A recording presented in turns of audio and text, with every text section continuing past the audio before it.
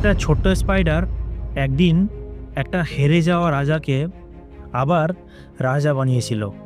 যুদ্ধে হেরে এক রাজা গুহায় লুকিয়েছিল। তার সব শেষ, সেনা নেই, শক্তি নেই, আর হোপও নেই। হঠাৎ চোখে পড়ল একটা ছোট্ট স্পাইডারের দিকে। সে জাল বানাতে চাইছে। প্রথমবার ফেল করলো, দ্বিতীয়বার ফেল করলো, তৃতীয়বার আবার ফেল করলো। এইভাবে 7 বার ফেল করলো। কিন্তু জানো কি, স্পাইডারটা একবারও হাল ছাড়েনি। অষ্টমবারে জাল তৈরি হয়ে গেল। রাজা ভাবলো, যদি একটা ছোট্ট স্পাইডার হাল না ছাড়ে, তাহলে আমি কেন ছাড়বো?